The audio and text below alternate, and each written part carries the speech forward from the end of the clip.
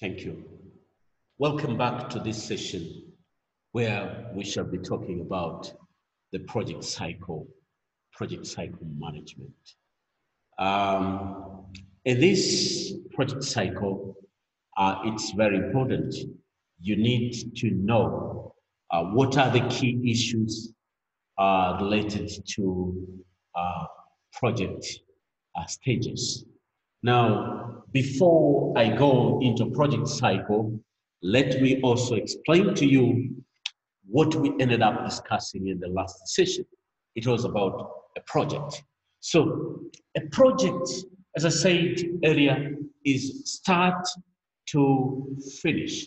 You have to start somewhere. You have to make sure you finish. You need to coordinate your time. You need to coordinate your activities. You need to go in line with your objectives. So that is the foundation for our plans. You need to know there are costs being embodied inside. You need to control your cost while you are running your projects. So you are constrained with cost. You know, you don't have much money to run the project, but you have to control your cost all the time. And therefore, you need to control quality, what you are doing right now. What about the quality? Is it offering the best quality or not? So always a project planner, the project manager must focus at the best quality with minimum cost all the time, given period of time. So you have the time limit when you are doing it. Remember, time is very important resource when it comes to an economist and the nation as a whole. Again, you can establish any type of projects that you want. You know, sometimes people may not understand why Africa is poor. Why are we poor? It is because we are not focusing on projects. Unemployment is high. Less industries among our homes, our nations. Many people unemployed, sitting idle. That is the resource. There are so much problems around Africa. But we say this from planning point of view. When there is a problem, there is opportunity for you to capitalize. I repeat, when there is a problem, there is an opportunity for you to capitalize for planning. If there is no problem, there is no projects. You should know that always it is the problem that gives people opportunity to plan and develop new ideas on how to address the problem. You will address that problem, but at the same time, you're going to employ yourself through that project. You will be reducing poverty in the country. When your car is broken down, when your vehicle is broken down, you will need to take it to mechanics to help you to repair. They can repair parts of your car. For him is a project. When you are sick, you will require to see doctor. For doctor is a project because you are sick, so it's a problem, it's an opportunity for him. If you are not sick, then we don't need to have hospital. We don't need to have a healthy center because people are not getting sick. So coming up on how we organize ourselves through projects is thinking of the problems that are existing around our homes, around our communities. When you sit down around your communities, you will know good problems are sitting there. And you have responsibility to address those problems. It is you. You have to address those problems. Nobody else will come and help you to address those problems. If there are no schools, establish schools. If there are no healthy centers, establish healthy centers. Like today, we are talking of the COVID-19, coronavirus 19. It is an opportunity to so many of us to venture new projects that will address the coronavirus in our country and other nations. But if you sit on the table, you also start complaining, you're not coming up with a solution for projects, the whole nation will paralyze. When it comes to planning, a planner does not complain. A planner is not running away from problems. A planner is taking those problems as a challenge and opportunity to flow and create opportunity for other people to understand. That is the role of the planner when it comes to projects. You can have your own project at home. You can develop your own garden. That is a project. Even your wedding is a project. Because before you do marry, you will consider one thing: the resource, the time, activities that needs to be coordinated, and the quality of your wedding. You'll have to consider all the time. And that is the most important thing when it comes to wedding projects. You can have so many cattle keeping. You can have maybe any type of industry that you consider is important to a home. You can talk for the nation. You can talk of textile industries. You can talk of a garage projects.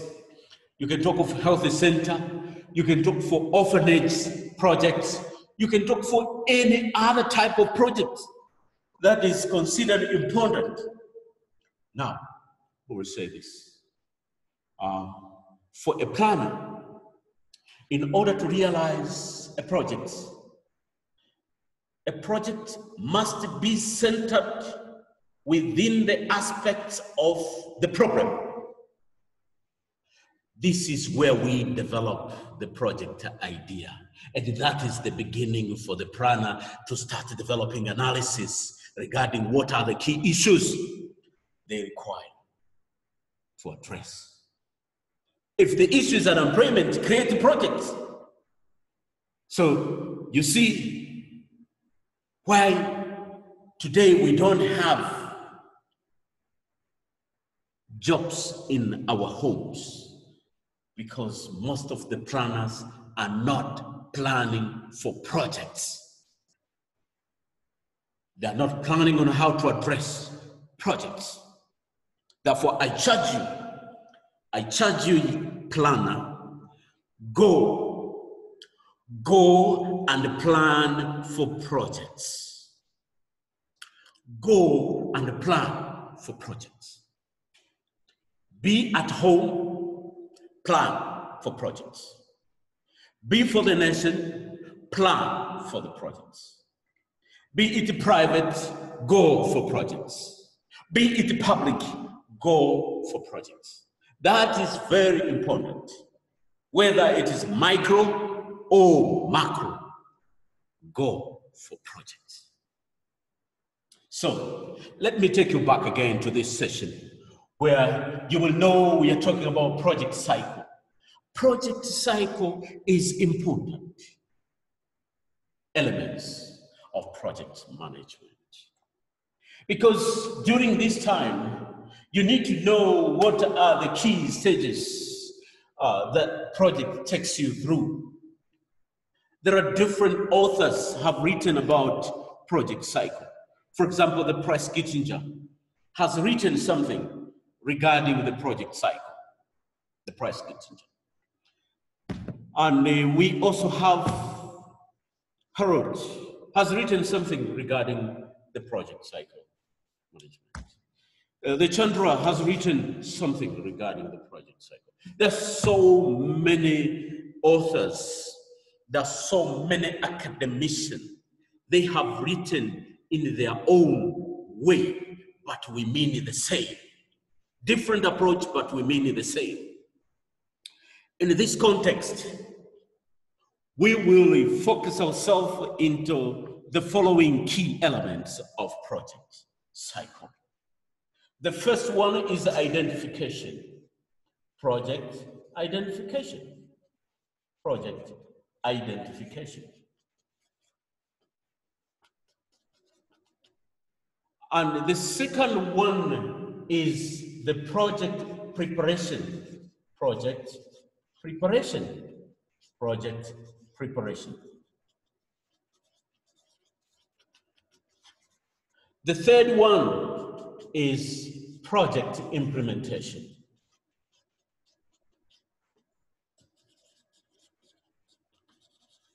Project implementation.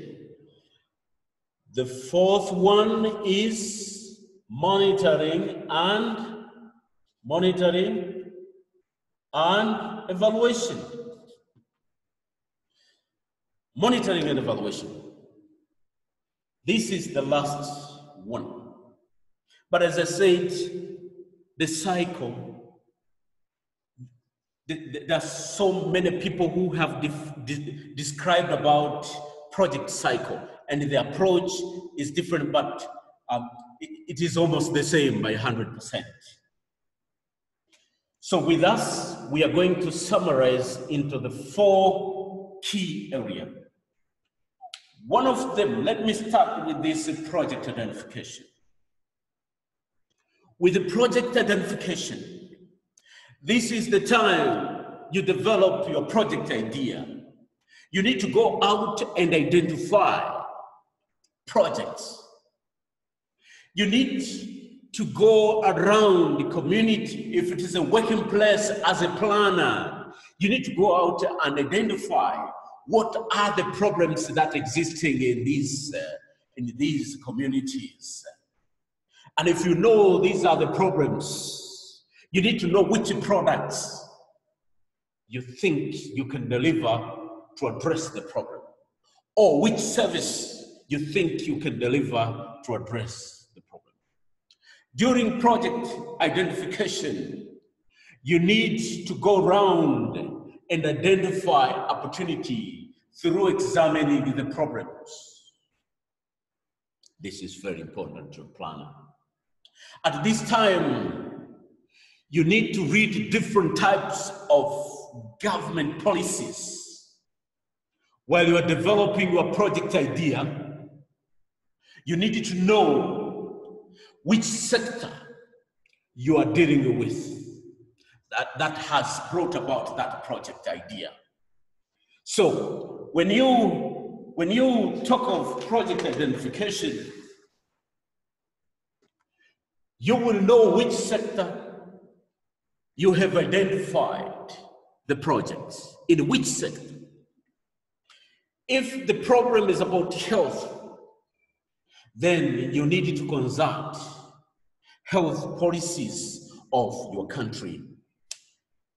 You need to develop the project idea based on the health policies.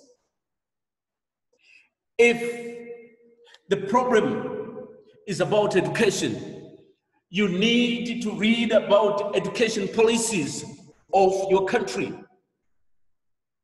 That is very important. And also, because you are working in that context of the projects, you also need to link with the national policies, make analysis how you have identified these projects. Is it coming from people, or is it your personal initiatives? Develop that paper. Make a simple analysis. And in this stage, you need to make consultation with the different stakeholders during idea generation. Depending on what type of service or products you're going to produce, consult different stakeholders in line with that project. Is that okay? Now, you will see you need to consult, at the village level, you need to consult the village government.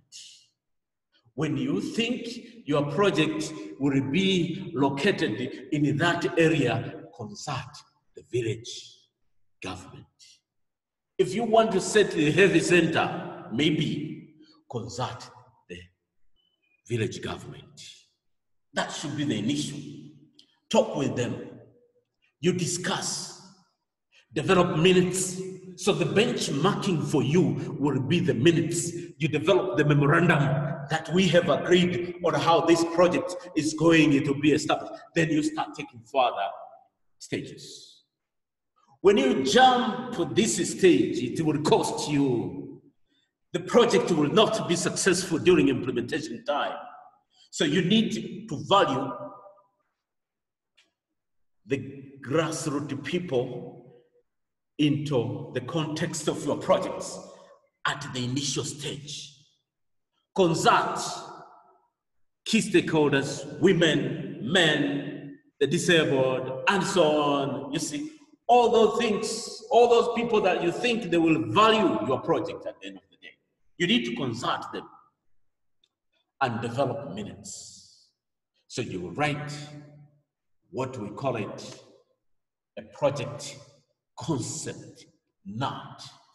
Concept note. You will develop the project concept note or the identification note. This will summarize the rationale of the project ideas in form of how this idea was generated and who generated this idea. Is there minutes? And so on. So you will develop this concept that will be important to become as a reference point in the future. Concept note will demonstrate further planning that is supposed to be carried forward when you have concept note. Concept note will develop the rationale of that idea. Concept note will provide guidelines at the initial stage of identification. That's the concept note. The concept note is very important. When you jump this stage, it will cost a project. It will cost a project. And in Africa, many projects fail because they are not capable of developed fully from the initial, from the idea generation. Therefore, it is important to a planner to understand about the project concept. And therefore, at this concept, you will know on how this project was developed. And therefore, when this stage is completed, we go to project preparation. During project preparation, at this stage, you will see this is the time when you find you need to carry feasibility study. Feasibility study. During feasibility study, now carrying feasibility study must be proposed from the concept note. It is the concept note that to propose further feasibility study needs to be carried out. So once you go to preparation, there are two things that you will have. Number one is a feasibility study, depending on the nature of the project. Or you may go for the so-called needs assessment. So two things there that are very important for you. Two things there that are very important to you. One, feasibility study. Secondly, is needs assessment. Feasibility study, it will reveal whether the project idea is worthwhile. We can continue for further planning. And in here, it is where you will find you either come to the point of accepting or rejecting the project. If you find it is feasible for you to run, this analysis generated from feasibility study will say it is worthwhile to continue with projects, or it's not worthwhile to continue with projects. And therefore, it is important. You should know it is important stage here. You need to be serious. You will check for the marketing, feasibility of the market. You will check for the technical feasibility. You will check for financial feasibility. You will check for organizational feasibility, and so on. Then you will look for viability. Is it viable for you to run the project, or it's not viable? So if you realize it is feasible, you can proceed to another stage. If it's not feasible, then you may stop. But for those who are developing a community projects, that is service delivery projects, setting up orphanage, maybe you are coming up with addressing the problem of street children. You're coming up with the disabled projects. You require to do the so-called needs assessment. So you will produce needs assessment reports. So in here, as I said, there are two things that are very important during preparation. Either you opt for feasibility study, you actually go to the grassroots, you actually visit to see whether it is feasible running or is not feasible. You also, if you find it is feasible, then you will write a feasibility report and proposing or recommending for further stage to be carried out. Some financial institution may require you to attach feasibility study report, and therefore it is important to keep it. It is worthwhile keeping these documents for forming part of the attachment. The needs assessment, as I said, you'll produce needs assessment report. You just justify the need, justifying the needs. So it is also feasibility, part of the feasibility. So you will go to the field, you will ask people, you will talk with people, you will establish priorities based on the people's priorities. And that is the benchmarking for your plan. So once a feasibility study is done, or needs assessment is done, you will prepare the so-called the project plan. Project plan document. This is also part of the preparation. You'll prepare project plan documents. In some cases, they call it project write-ups, or it is called project proposal. But all this, it means the same. So once project plan is prepared, it will provide full details. Of course, these provide full detail regarding the project itself based on the feasibility or the needs assessment. And this is what we call it the project charter.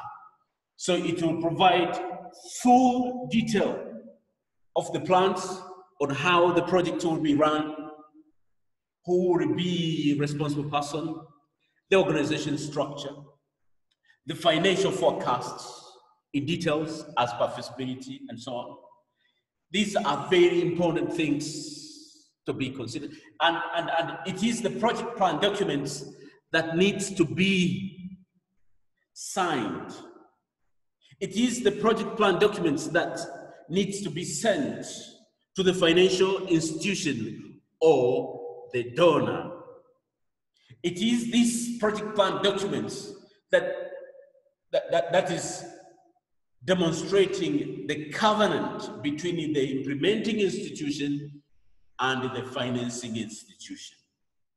It is these project plan documents that needs to be signed by both parties implementing the project. I mean the financier or the sponsor of the project and also the implementer of the project.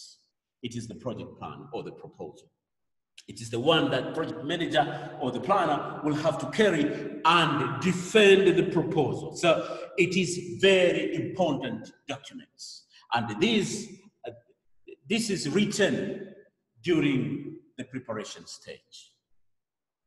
So when we talk about preparation, we are focusing at 3 key issues. One, developing feasibility study report or developing the needs assessment report. Another one is the project plan documents or the proposal. So you will have to develop all these 3 documents in brief. This is what I have said regarding preparation. Now, when it comes to implementation, implementation is also another important part of projects. When you develop project implementation, there are key things that you require to consider. And these ones are, you will be implementing the projects based on the project plan documents, because it's the project charter that is the one that gives you the full plans on how the project will be implemented. So you, as a project planner, you now grab the project plan documents, you start implementing.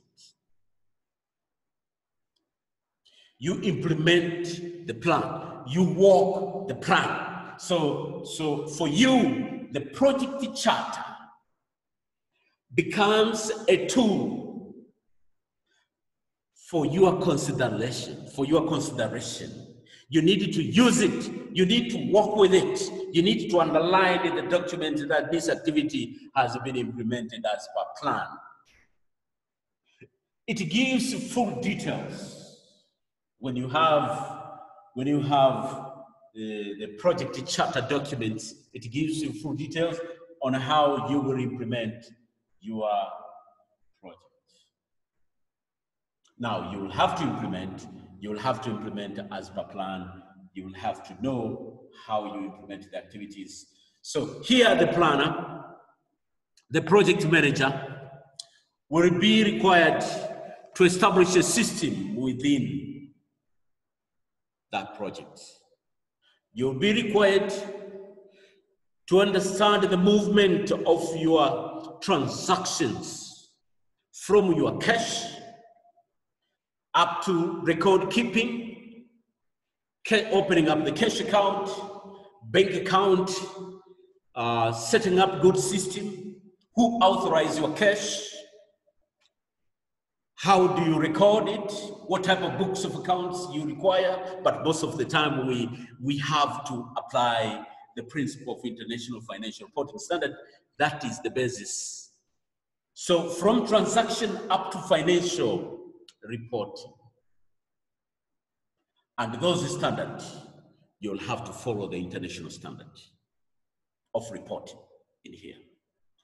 In order for you to be successful for any project, follow the international standard of reporting. Control your cost, control your revenue, make sure you achieve the desired revenue as per target, control your objectives. This is the time when you are implementing, so you have to make sure you have progress reports, monitoring reports, and all those kind of things. This is during implementation.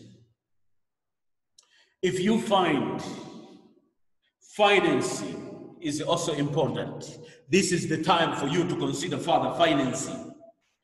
Where are you going to get the sources of finance? Who is going to fund the projects? Who is going to give you funding?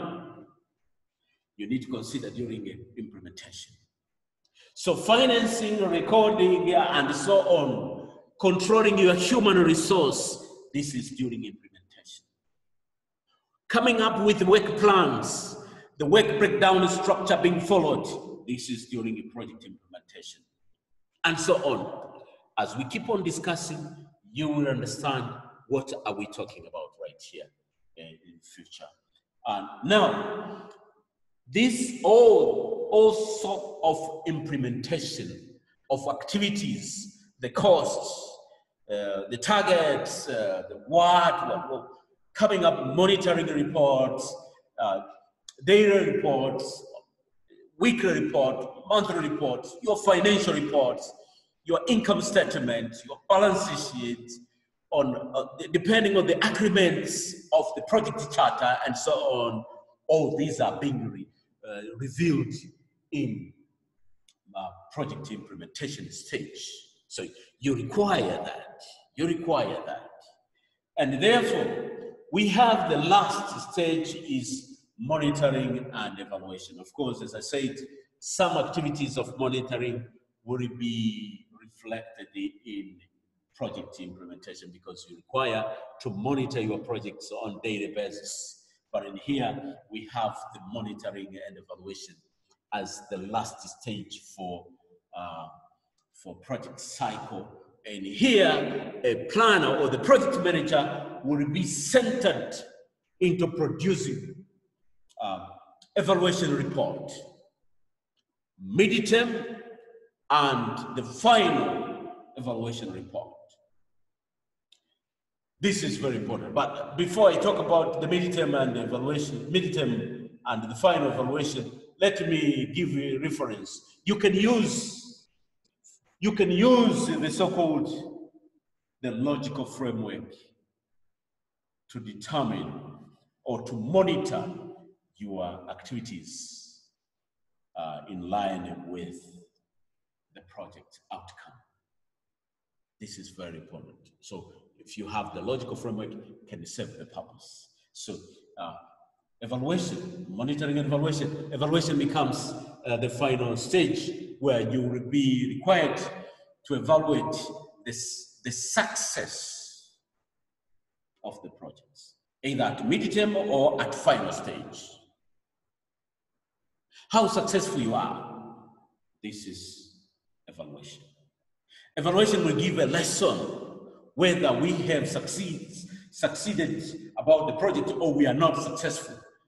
This is the most important thing to be considered when you are looking at project cycle. So we will discuss further regarding the evaluation and all those kind of things in the next series. But for now, in brief, you should know we have these key aspects of project cycle. One of them is project identification and project preparation, project implementation, project monitoring and evaluation. So these are very important. Even though there are different authors, they have written in their own, but when you track them down, you'll find we almost mean the same. May I say thank you for your attention for today's lecture. Thank you. Welcome again for the next lecture.